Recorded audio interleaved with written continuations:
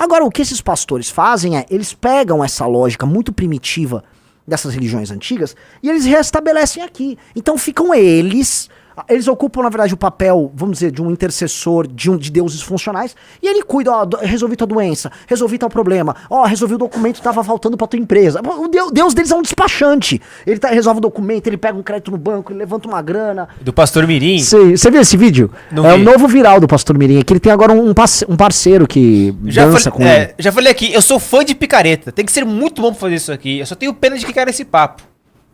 Mas você tem que ter muita coragem pra ser picareta. Cara, olha só, eu não tenho pena. Primeiro que vocês sabem, assim, existe uma pessoa humilde. O que é o critério pra ser humilde no Brasil? As pessoas que vão no Pastor Mirim, veja, ele não é uma igreja de favela. Aquelas pessoas ali, a renda familiar ali é pra lá de 3,5, 4, sabe? Não são mortos de fome. Uma coisa é um morto de fome. Um cara que não tem nada. As pessoas que estão na igreja do Pastor Mirim foram de carro pra aquela igreja. Elas não é, assim, elas não são tão otárias quanto... Quer dizer, elas são bastante otárias, mas elas não são tão humildes quanto você imagina. Não pense que elas não acham que não estão levando vantagem também. Nunca se esqueçam disso. A pessoa que tá caindo num truque, ela não é, assim, uma vítima total. Ela acha, e pastores como o Pastor Mirim fazem isso, que ela tem uma relação transacional com ele. Ela acha que ela tá indo lá e ela vai ganhar algo em troca. Entendeu? A pessoa não acha que é uma vítima, tipo, eu tô aqui só assim. Não. Ela acha o seguinte: esse cara tá intercedendo por mim, ele vai salvar minha empresa, eu vou ter um negócio assim assado, eu vou ganhar mais dinheiro. Boa parte do game é um game transacional. Tanto que não dá pra. Eu falo com toda tranquilidade. Boa parte das igrejas neopentecostais brasileiras e boa parte desses pastores como o Pastor Mirim não são cristãos. Isso não é cristianismo. Porque o cristianismo não é uma religião transacional. A religião transacional se baseava no seguinte: você tinha os deuses, em geral deuses funcionais, e você tinha uma relação de transação com sacrifícios.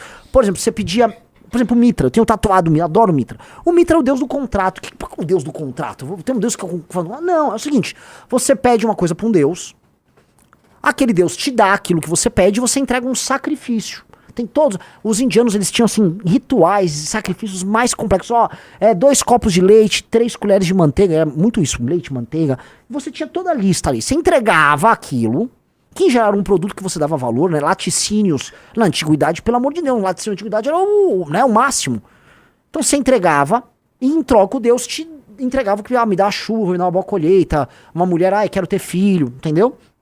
Você tinha essa transação. O Mitra garantia assim, tá aqui, foi firmado um bom contrato, um pacto foi feito, tá? Espero que as partes, tanto os deuses quanto o mortal aqui, se deem bem. O Mitra era um amigo, tanto que ele era amigo, era o deus amigo. O que eu quero dizer com isso? Esse tipo de transação, aí você tinha os sacrifícios animais, aí matei um bezerro, toma ele um carneiro. Quando tem um sacrifício do filho de Deus, aí fala, acabou essa porra. Acabou essas transações. Meu filho se sacrificou pelos pecados da humanidade. Acabou. Então, não tem mais essa transação de ficar pedindo, me dá isso, eu te dou aquilo. Que é uma transação, você tá, Deus me deu isso aqui, Deus tal, me deu. Por isso que os deuses da antiguidade eram funcionais. O cristianismo não é isso. Agora, o que esses pastores fazem é, eles pegam essa lógica muito primitiva dessas religiões antigas e eles restabelecem aqui. Então ficam eles ocupam, na verdade, o papel, vamos dizer, de um intercessor de deuses funcionais, e ele cuida, resolvi tua doença, resolvi tal problema, resolvi o documento que tava faltando pra tua empresa. O Deus deles é um despachante. Ele resolve o documento, ele pega um crédito no banco, ele levanta uma grana, ele apresenta um cliente. É um representante comercial, um despachante, um médico. Então é um Deus funcional. É um Deus funcional fazendo transações. E isto, para mim, é religião. Mas não é o cristianismo, é outra coisa. É outra coisa, ele só usa aí um referencial cristão porque o brasileiro já era cristão antes. Fica mais fácil vender esse esquema com isso. Mas, né? Então, o Pastor Mirim, cara, não entendam que o cara que tá caindo lá é um otário puro. Ele é um otário, mas ele não se considera, ele acha que ele foi levar vantagem. Ele falou, eu vim na igreja desse cara aqui, porque ele poderia ir em outra, né? Ele poderia ir numa igreja séria.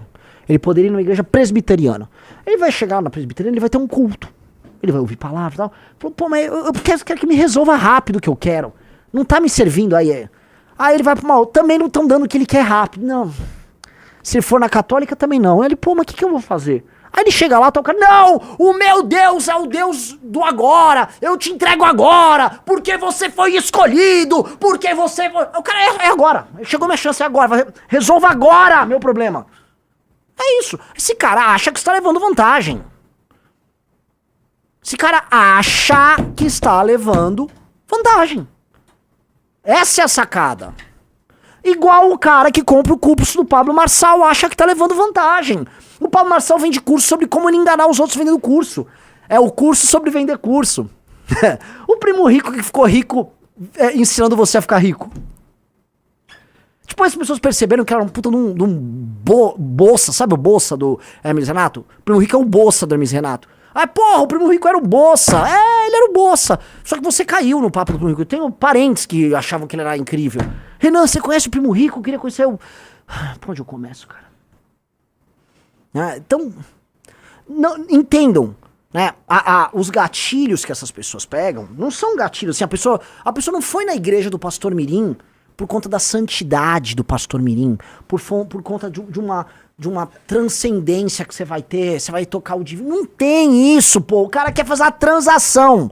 O que eu dou e o que eu recebo? É imediato? É rápido? Aí o pastor Mirim vai levando, ele é treinado pra isso. Não é? É isso. Assim, precisamos, novamente, entender, porque assim, senão a gente tem, aqui no Brasil, a gente tem um discurso, que é um discurso que livra a cara de todo mundo. Tá? Que é assim, não, nós temos um povo muito bom, que é explorado. Calma aí! Todo mundo tem sua culpa no cartório, do topo à base, passando pela classe média. Todo mundo tem culpa no cartório. Nós somos uma sociedade de baixa confiança, porque todo mundo tá agindo com baixa confiança, tá? Então assim, não pense que, ai, tadinho, cuidado, quando você vai ver... Todo mundo tem sua parcela de culpa. E a gente fica com o discurso de eximir as pessoas da culpa delas. Elas têm sua parcela sim. Ninguém é um completo retardado. Ninguém é um completo retardado que tá... não. As pessoas têm os interesses específicos delas. Elas acham que estão fazendo um bom negócio. Em geral, os gatilhos que levam elas pro curso do Pablo Marçal, pra igreja do pastor Mirim, pro truque do momento... É um gatilho, assim, bastante terreno. Nada transcendental. É um gatilho terreno. É um gatilho claro. Obtive isso, aquilo. Veja, é muito engraçado isso. Outro dia eu passei lá na frente do Templo de Salomão. O Riso, não sei se já chegou aí lá. Já. Lá do lado do Templo do Salomão, um templaço, né? Trouxe as pedras lá de Israel, não sei o quê. Beleza. É aqui no centro de São Paulo. Pô, imagina você é uma igreja, você quer concorrer com o Templo de Salomão, Aloysio. Não dá. Você tá aqui, você tem um Templo de Salomão. Você precisa ser muito direto, né? Muito, muito direto. Então eu vi uma igreja pequena do lado, que é uma concorrente da Universal, muito ousada. Ela falou, pensa assim, aqui deve ter um fluxo grande de fiéis. Às vezes ele vai entrar lá e vai se frustrar, às vezes o Edir não atendeu ele. Eu vou estar aqui do lado e eu aviso, eles botaram uma placa grande assim, meu Deus é o, como é que é? Este Deus é o Deus do... é o Deus dos resultados. É uma coisa assim, meu Deus é o Deus que te entrega, ele realiza. Eu tô tentando pegar a palavra que é... Ai, caramba, é quase assim, meu Deus é o Deus da prosperidade.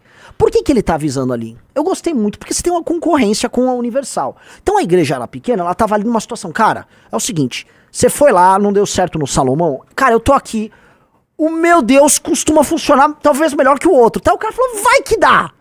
Então você entende que, o cara já entende que tem uma competição, e que ele espera do fiel, que o fiel vá tentar uma transação ali. Vocês entendem, é isso que eu peço pra vocês entendam. Vocês entendem que os gatilhos são esses?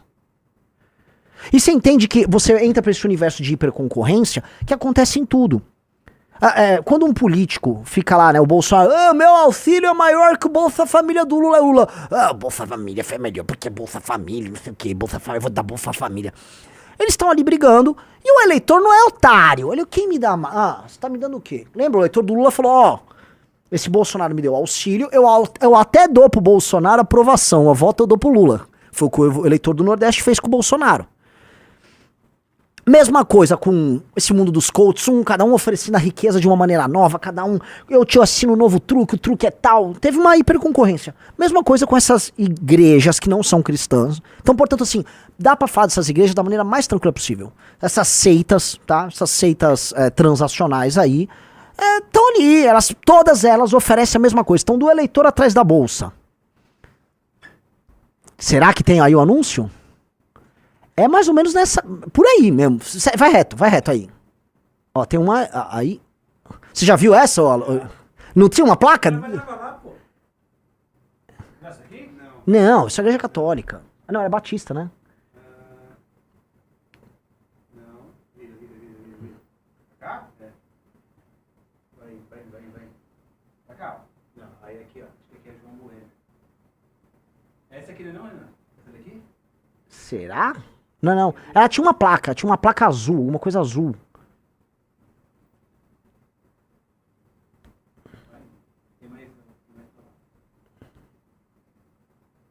Tem que pegar, é no entorno ali, no quadrilátero da...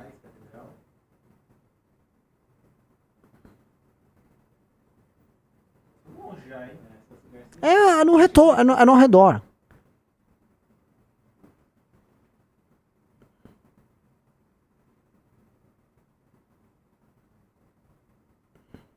Tenta achar. O lance que eu acho que é fundamental, assim, pra gente entender.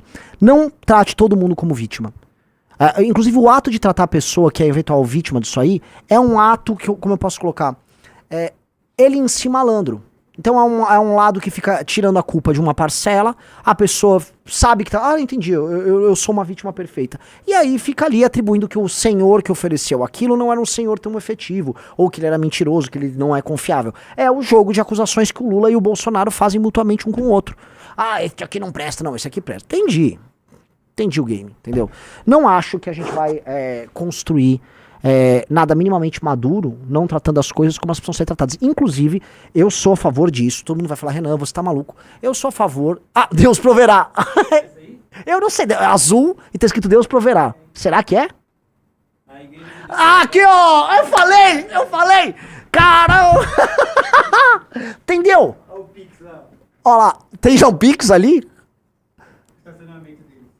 Graças a Deus que apareceu, porque eu falei, puta, só falta eu ter falado e a galera vai achar que eu tava mentindo. O tempo tá ali, ó. Ó, o tempo tá ali. Então assim, ó, vamos supor que você foi lá, mano, Edir Macedo não resolveu. Aí, cara, vai lá na porta. Onde você tá indo, Riso? No templo, caralho. Aqui, ó. Você tá no templo. Aqui é o templo. Não deu certo. Puta, não deu certo. Fui andando. Clock. Atenção.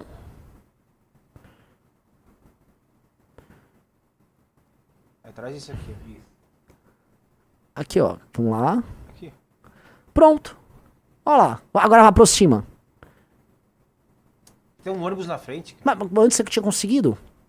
Calma, eu tô procurando aqui. Ali, ó. Isso, ó. A igreja do Deus que resolve. Olha que sensacional. Olha que sensacional. Ele resolve. Ela tá sendo direta ao ponto. Eu gostei muito dessa igreja. Ela chama Proverá, entendeu? Ó, eu vou prover. Não vai faltar nada. Calma aí, vai ser resolvido. E aí, qual é o aviso? É a igreja do Deus que resolve. Meu velho, direto ao ponto. Direto ao ponto. É marketing assim, na veia ali, bem... Sabe, eu não vou vir com conversa mole. O meu Deus resolve. E eu gosto que a igreja... Volta lá. Volta pra aquela... A igreja do Deus que resolve. Porque eu vejo um debate, né? Tá tendo vários debates estúpidos. Novamente, eu volto a colocar. Debates estúpidos entre católicos e evangélicos não levam a nada. Né? Como eu tô vendo no Twitter por causa da morte do Papa e tal. Agora... Uma crítica que existe, o catolicismo é politeísta, porque os santos são manifestações, aí quase como se fossem deuses funcionais, e talvez, assim, naturalmente não são, mas se parece, né, com essa questão de funcionalidade, igual você tinha os panteões politeístas ali, Grécia, Roma e tal. Agora, quando eu falo de um deus, que por mais que ele é uno, o caso ali o deus dessa aí funciona, é como se fosse um outro templo, Quando você tinha em Roma, tinha na Grécia, ó, ali tem Artemis, ali tem Apolo, não sei o quê. E aí você vai num templo funcional, ó, com Apolo resolve, tá? Vem aqui, sacrifique sua cabra com Apolo vai resolver. Ah, pô, sim, Apolo vai resolver. Então, por mais que eles se refiram a um Deus, ao Jeová, Javé e tal, depende. O dessa igreja aí é o Deus que resolve. Será que é o mesmo da Universal? Então, só que há 20 anos atrás ele era da Universal, esse cara aí. Ah, então, mas então, ele é uma dissidência. Às vezes ele levou um pedaço de Deus lá da Universal e fez a dele. Ó, eu peguei. E se reparar, a ideia dos deuses gregos tinha um elemento em que aqueles deuses politeístas, eles eram elementos de um todo. Eles cada um era uma manifestação específica de algo total. Então, é como se fossem elementos de personalidade, sabe? Deus da guerra, a Deus da fertilidade, o Deus da manhã, o Deus da noite, essas coisas. Então, ali, ele falou assim, ó, eu tô saindo daqui, eu vou pegar o elemento aqui de Deus, que é o Deus que resolve. Então ele foi lá, que é um Deus praticamente um mecânico ali, né? Ele resolver seus problemas. Então, direto ao ponto, sem papo furado, aqui esse Deus resolve. Esse Deus, ele não tá preocupado com muitas coisas, ele quer resolver o seu problema. Certo? Isto aqui, olha, a live tá legal hoje. Sim. Porque isso aqui explica a lógica. A pessoa que vai numa porta de uma igreja que tá escrito o Deus que resolve, ela tem um problema e ela quer que o problema dela seja resolvido, certo? Não é? Ela tem um problema e alguém precisa resolver meu problema. Isso é uma relação transacional. Isso é uma relação... Ok, ele vai resolver o seu problema e você precisa fazer algo em troca. Algo em troca. É uma transação. Algo em troca. Pum. Aí é o dízimo, sempre vai ter assim, você vai ter algum tipo de sacrifício pessoal que você vai fazer, tal, babá, um dízimo, tal, babá, babá, e é isso, você vai fazer uma transação.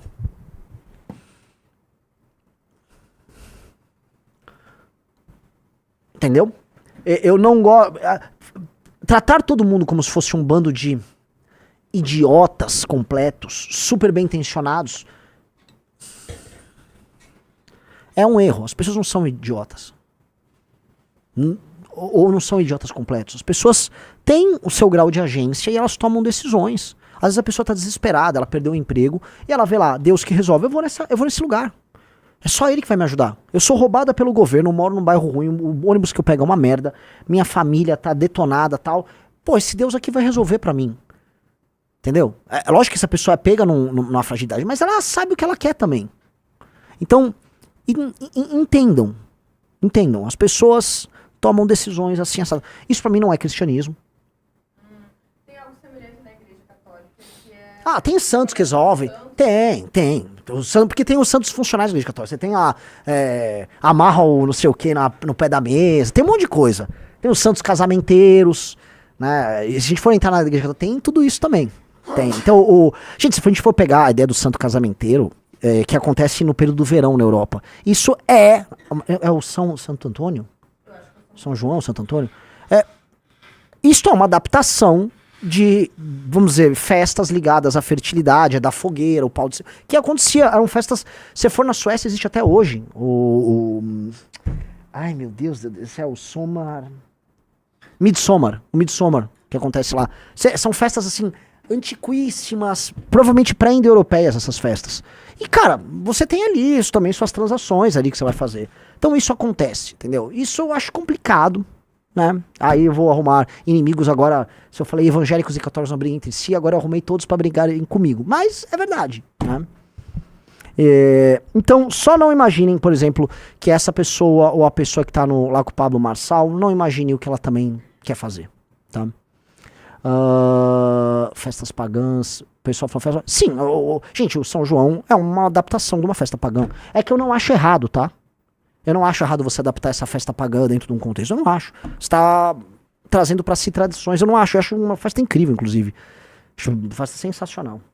Eu acho incrível. Eu fui mostrar pra uma galera na Suécia, muito tempo atrás. Gente, esse aqui é o Midsommar. Deixa eu mostrar um São João. Os caras, quê? Porque eles têm aquele negócio da madeira, né? Que é o pau de sebo, que é aquela que você tem uma madeira e as pessoas dançam ao redor da madeira. Né? Aquela dança ao redor da madeira é uma dança fálica, né? Aquela madeira, aquele pau estendido é um falo, e é uma dança especialmente com mulheres ao redor do falo, né? pedindo, no fundo, fertilidade, né?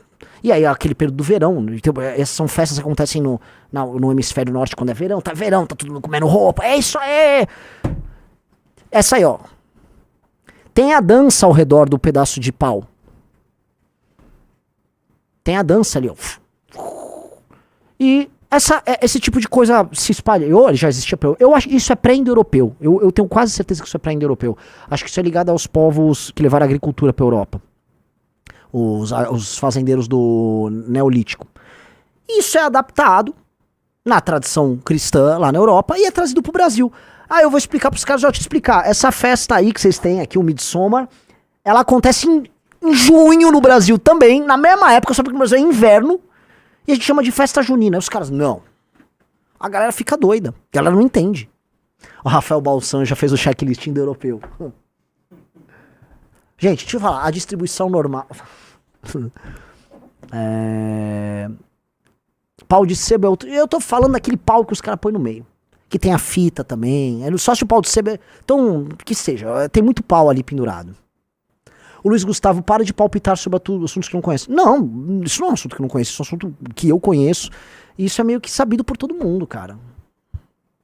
Isso é meio que óbvio. Não fica... Assim, parem de ficar ofendidos com as coisas. É uma adaptação. Eu não acho ruim que adapte.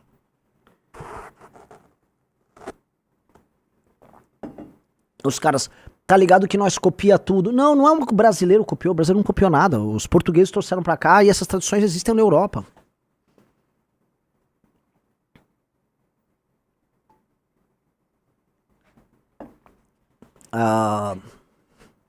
Vamos lá. Já foi quanto tempo? Já foi só uma hora de live. Temos mais qual pauta aqui? O que a gente tem de agenda? Temos alguns reacts pra fazer, talvez.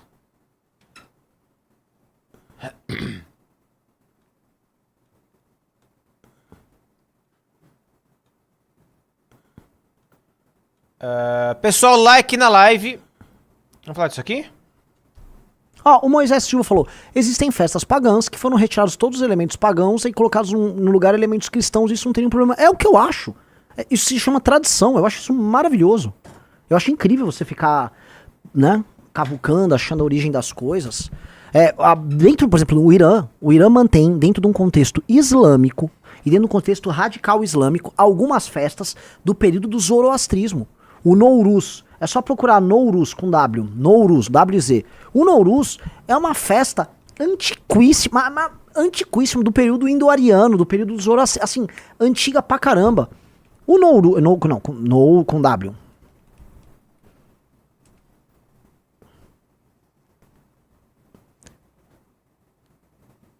É isso?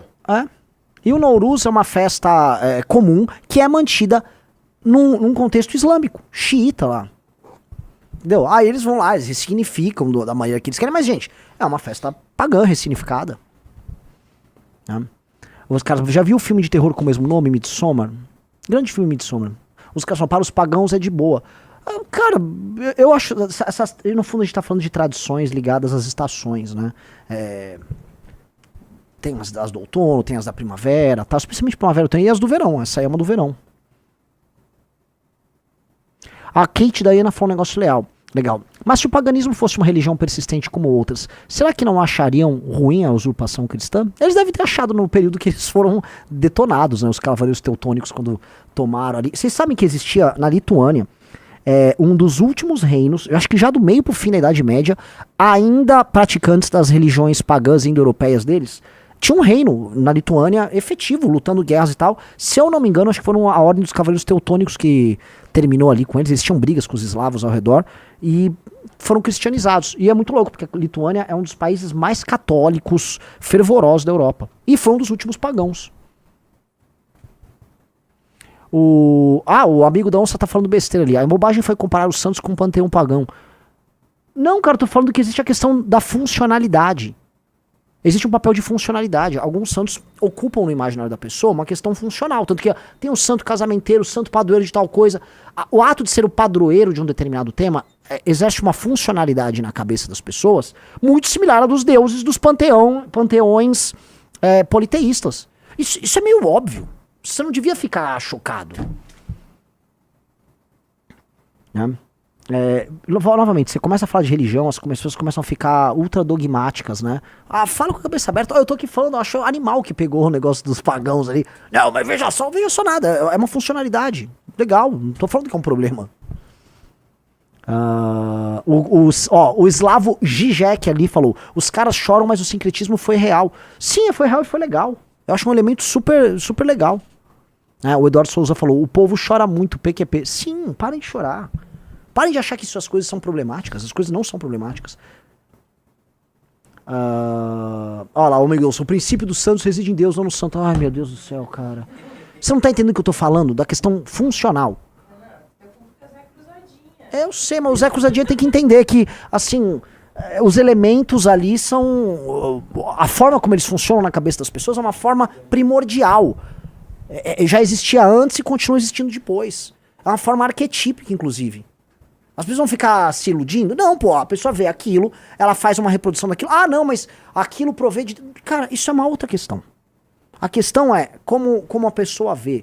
É uma questão funcional. E foi inclusive uma forma de adaptar tradições milenares de religiões politeístas num contexto europeu para um novo contexto monoteísta. Foi uma coisa brilhante.